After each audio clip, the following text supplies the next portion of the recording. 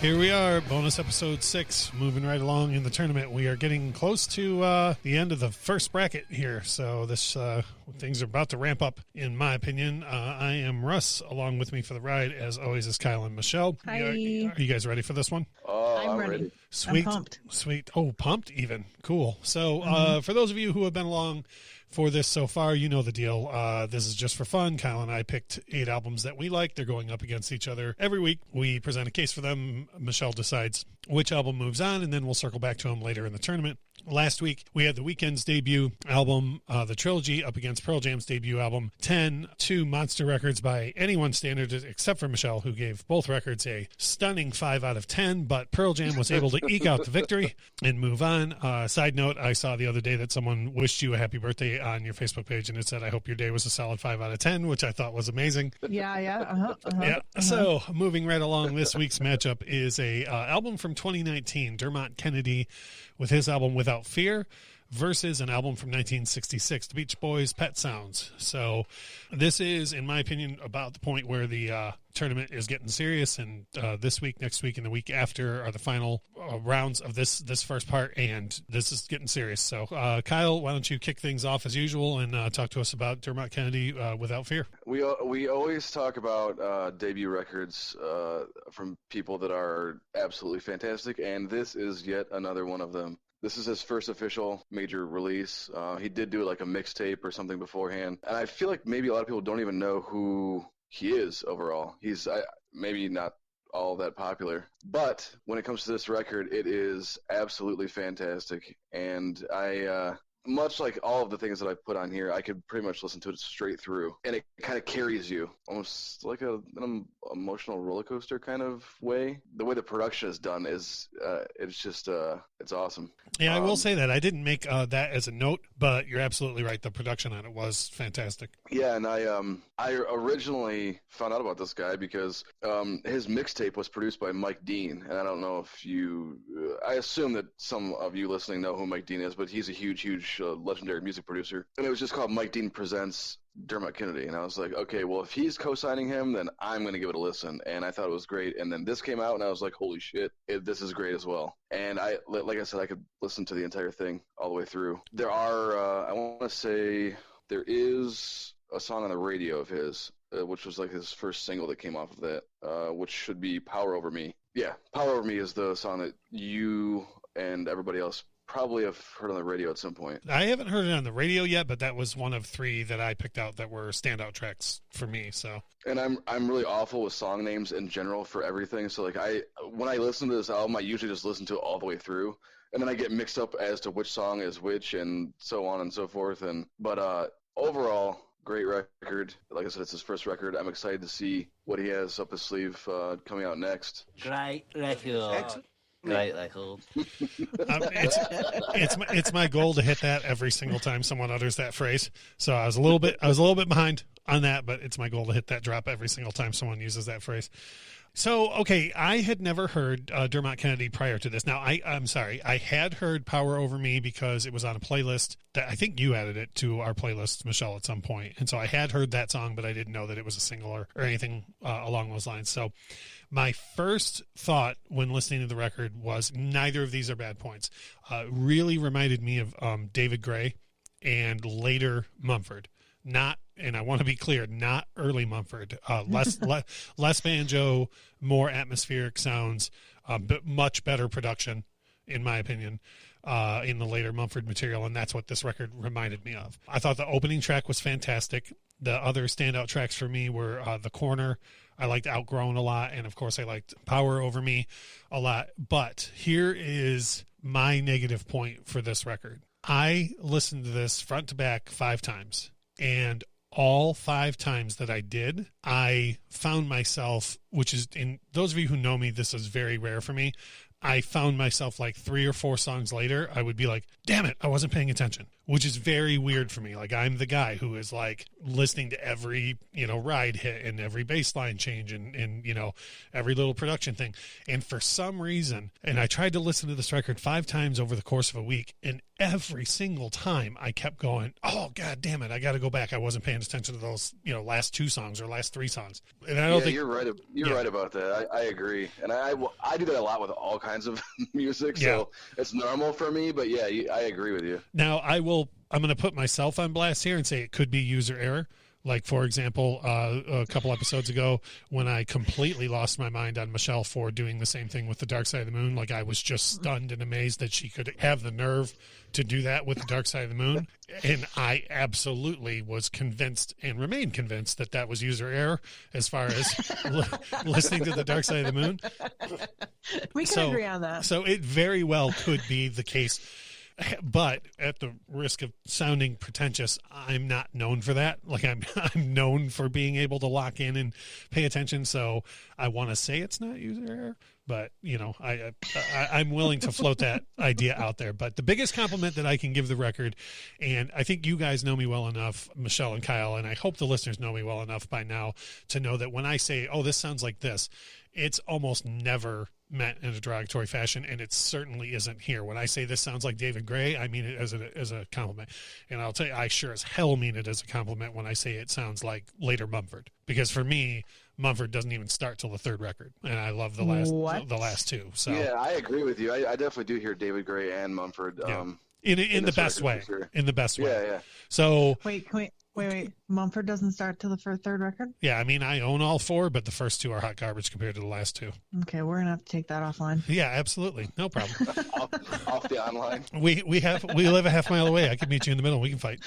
Let's fight in the street. Yeah, let's do it. One weird thing I did notice about this album is that, so he's Irish, and he sounds Irish when he's singing, which is rare. I feel like most singers, when they're singing English, they sound like they're American almost. Mm-hmm. So, but here you can really tell in some points where his Irish accent really comes out in the music itself. Oh, for sure. When I was 6, 7, 8 years old, I was I would hear Boy George or George Michael speak on the Grammys or whatever, and I would be like, wait, what?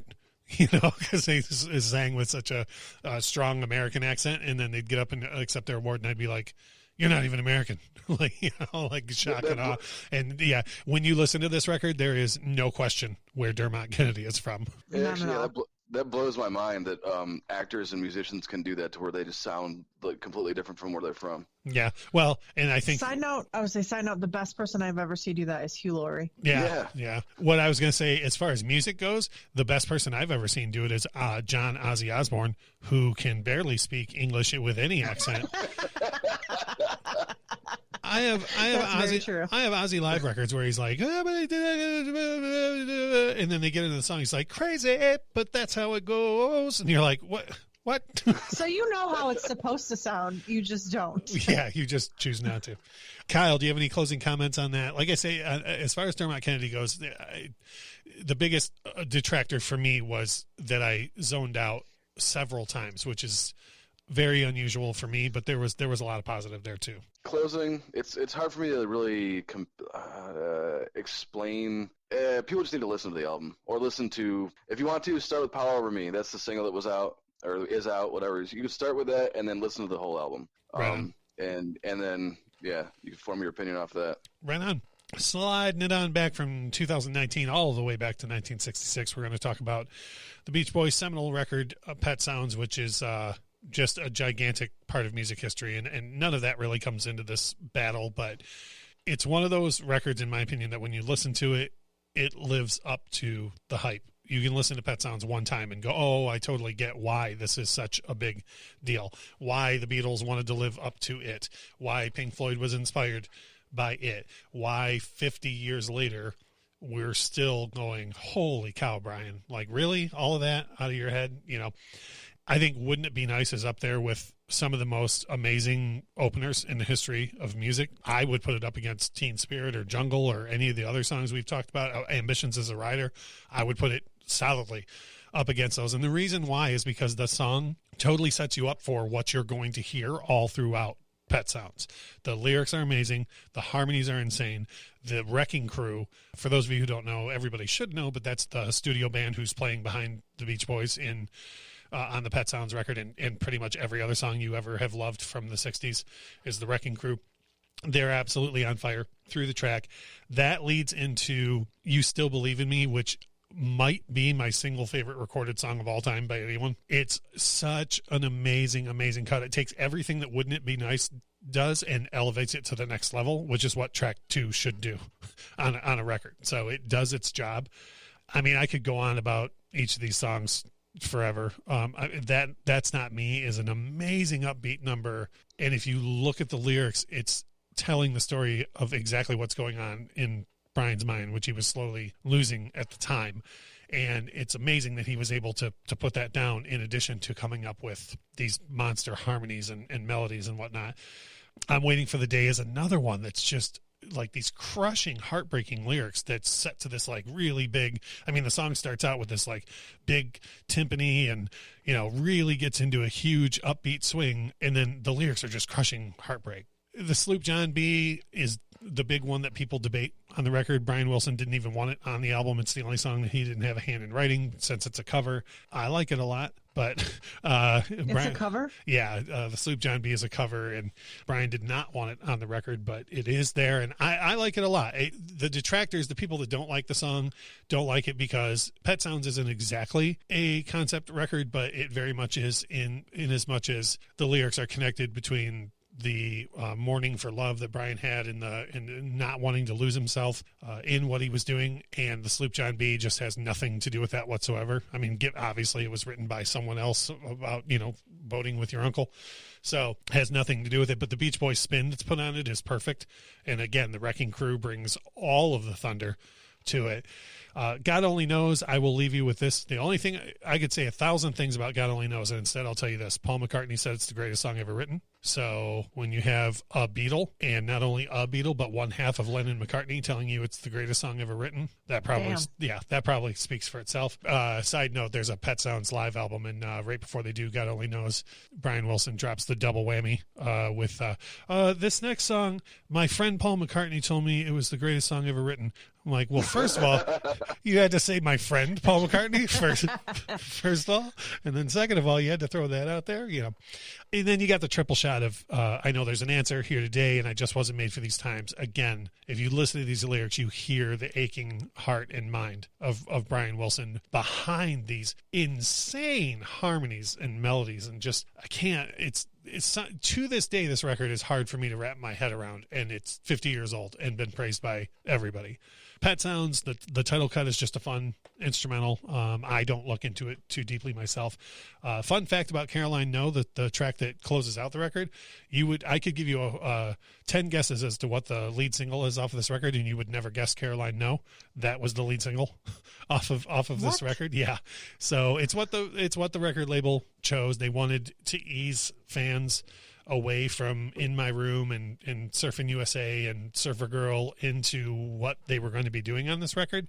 So what's ironic for me is I would never have chosen it for the lead single, but it's a fantastic closer to the record. Like, it really winds down everything, and it doesn't delve into anywhere near as deep of thought process that all of the other lyrics of the record do. So for me, it's a great wind down, in as much as Wouldn't It Be Nice is a great, you drop that needle in it, boom, you're off and running.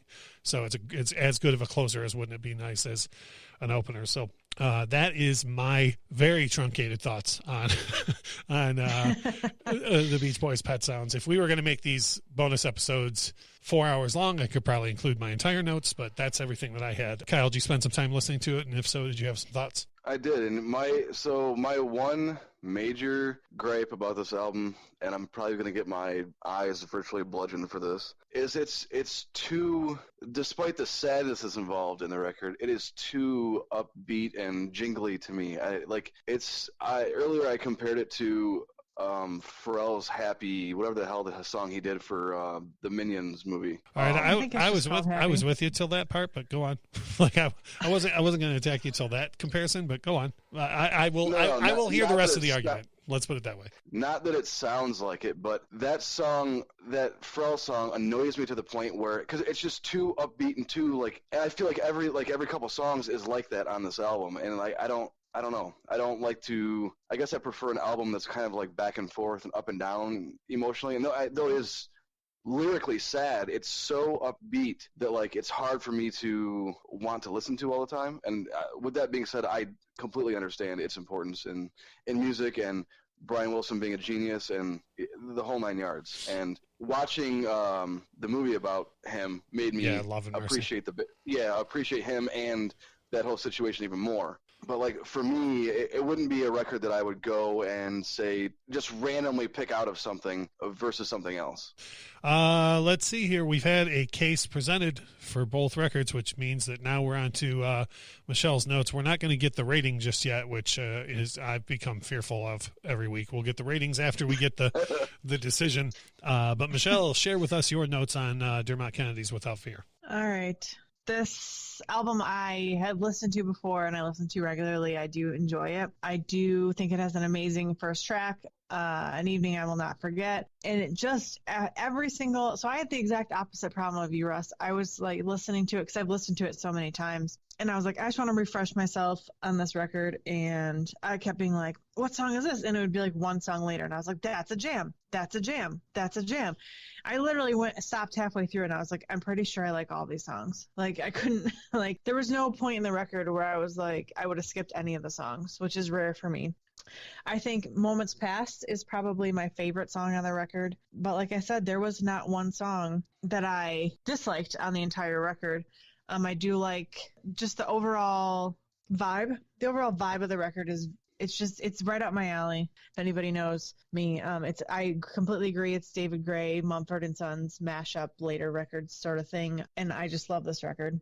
So I don't have anything bad to say about it. Cool. I think I could be wrong, but that might be the first record in the tournament so far that you didn't have something bad to say about. So, I'm going to guess you have plenty bad to say about Pet Sounds just from knowing you. So let's move on to Pet Sounds. That's not true. Before you continue, I will say that when I first tried to get Michelle to listen to this album or listen to Dermot Kennedy's album, she was not having it. Eventually, she started listening to it and it grew on her, but she did not. I don't like being told what to do. That's true. So Pet Sounds, I've listened to this record before, and I really like the Beach Boys. I really do like this record. I agree with you, Russ, that Wouldn't It Be Nice is just a bomb first track. It's up there with one of the best first tracks that we've had on any record this whole competition. Even though it slows down after that, I feel like there was a nice flow to the record. Sloop John B is also my favorite song on the record, and I did not know it was a cover. Let's Go Away for a While has this weird little outro. I think it was that song. That's what I wrote down. And it's in the middle of the album. So I feel like that didn't fit. But other than that, I didn't have any. There was no stinkers on this album for me. Brian Wilson's got to be excited. I actually listened to this record, and I'm going to ask you this, Russ. Does it matter? I listened to it at the remastered version, and then I listened to it again, the mono version. Am I, through my computer speakers, am I listening to anything different? Through a setup like that, you're not going to hear any difference. And if you ask the next 100 people, quote unquote, Pet Sounds experts about mono versus stereo with this particular record, you're going to get 100 different answers. So, not that I was expecting anything different. I was just like, well, I'm listening to it again, so I might as well pick a different one, and I didn't notice anything different. If it matters at all, it was originally recorded in mono. Okay. So the only one I didn't actually get on the record, which is the title track, not that there's anything to get. I didn't dislike it. I was just I guess maybe I never heard it before. Maybe it's always been there, but I never heard it. But I guess I probably also have a better understanding after watching Love and Mercy. So yeah. Which helps a lot. I understand a lot more, but I really enjoyed the record. Oh, I forgot the biggest plus for Pet Sounds. Mike Love doesn't like it, and Mike Love's an idiot. So I've heard that. I have a question though. So wait, just real quick, I want to point out one more thing about Mike Love being an idiot. Okay. We talked about the PMRC a couple of main episodes back, and they got a ton of their funding from Mike Love. That's how big of an idiot Mike Love is. So the one person who helped fund the PMRC doesn't like Pet Sounds. So just throwing that in there. You had a question for me? Yeah. Well, so I don't know. On Spotify, It says original mono and stereo mix versions. And then in the middle, there's a song called, I didn't listen to it, Hang On to Your Ego. That's that's the original lyrics of I Know There's an Answer. It's just I'll a demo. Go back and listen to it. Yeah, it's just a demo of I Know There's an Answer when it was called Hang On to Your Ego. Was that just like a bonus track when they re-released it? Or Yeah, the record's been re-released, and I want to understate this, about 11 billion times. I can only imagine. It's been out for a billion years. Yeah, so. I mean, the whole I could derail this easily, but the whole project was originally going to be there was a follow-up record that was going to be called Smile, that a lot of Good Vibrations came out of those sound sessions and so on, and the record's just been beat to death as far as reissues and remasters, and we found 13 more seconds of this track, or so as you might expect with such a seminal record, like, for I'm not saying it's right, but the record label's gonna beat it for all it's worth. Yeah, I really enjoyed it. The Beach Boys, I don't know which one it was, but it was one of the first cassette tapes I ever owned when I was a kid. It was probably just a hand-me-down. My mom handed it to me, but I remember wearing that out in the car. So they're right up my alley. So I really liked both records this week. So it's definitely a tough one. Yeah, this week is tough, and going forward is ridiculous. So, all right. Do you have a ruling ready for us? I do. Sweet. All right. Give us 1 second. We're going to take a quick break, and we will come back for the ruling and the chit and the chat and the chin wag and so on. So we'll be back in just a second.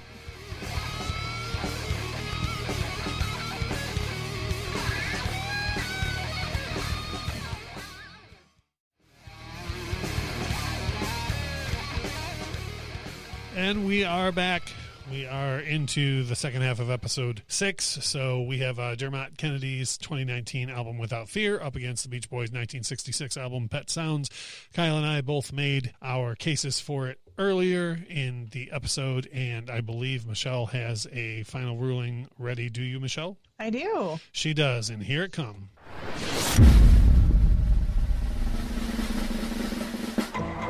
Which album is moving on? It's Dermot Kennedy.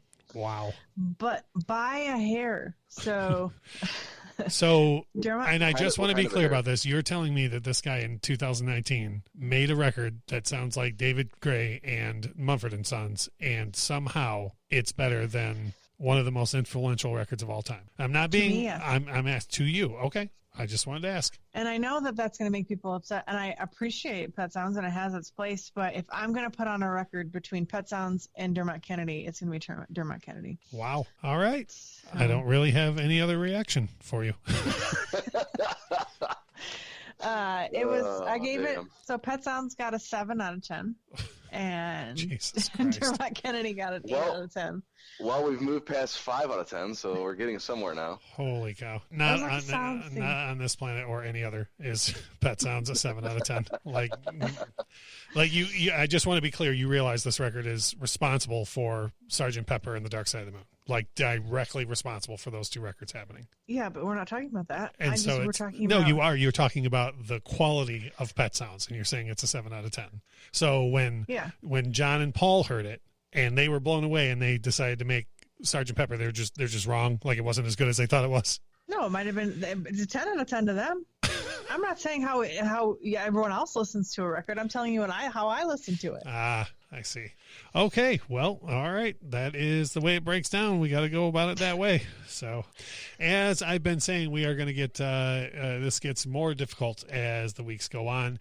The next week, I do not envy you even a little bit with the matchup that's happening next week. Next week is 1977's Rumors LP by Fleetwood Mac, and it's going up against a little-known record called Music from the motion picture Purple Rain, which was recorded by Prince and the Revolution in 1984. So that is, I mean, it's two records that are just monster records. So dare I say that both of those records are going to get an 8 or above. But then again, what do I know? I listen to shitty music like Pet Sounds, so how would I know? No, I like Pet Sounds, and there are no stinkers. How does no stinkers equate to a 7? How do you get to a 7 if you don't have any stinkers? Would one not require stinkers to be brought down from a 10 to a 7? help me help you. Help me help the amount of things that are going to be. Either, so. Yeah. Help me deflect. 10 out of 10. No. So like, just because there were no stinkers does not mean that the songs on there were 100% amazing. They just weren't. There were some of them that were just okay. They were there and I liked them. There were some that were better than others, but it was less smelly than other ones that had stinkers on it. Yes, it was less smelly. But I guess maybe I shouldn't be a teacher because I would just give everyone average grades because you got to be. The whole class would have a C all the time. Yeah, apparently. That's average. It's fine. That's I think they should put that on the hype stickers of Pet Sounds going forward. 1966 masterpiece featuring the Wrecking Crew, the genius of Brian Wilson. It's average. I think that's what they should. That's what they should put that on the Pet Sounds hype stickers because it's going to get reissued again, like we talked about. So why not just throw the Michelle quote at it? No stinkers. It's average. It's fine. I'll let them use my name. Holy cow. All right. Well, as I usually do about this time, I apologize on behalf of Michelle. And we were talking during the break about needing to drum up more comments and whatnot on our social media. I don't think that's going to be a problem this week. So you're welcome. Yeah. Thanks, I guess. So, if you have not broken your phone, please by all means know that next week you'll be able to listen to us on it, and we will have Fleetwood Mac Rumors up against Prince and the Revolution, music from the motion picture Purple Rain. It's going to be a whole lot of fun. Then we have one more round after that of the main round, and the first round. Then after that, all of these records we've been discussing are going to start going up against each other and returning to the tournament. So should be a lot of fun. It's going to be a whole lot of fives going up against a bunch of sixes. It's going to be a barn burner. That Fleetwood Mac and Prince is going to be a tough one there. That's a hell of a ride. That's a hell of a ride. So we'll.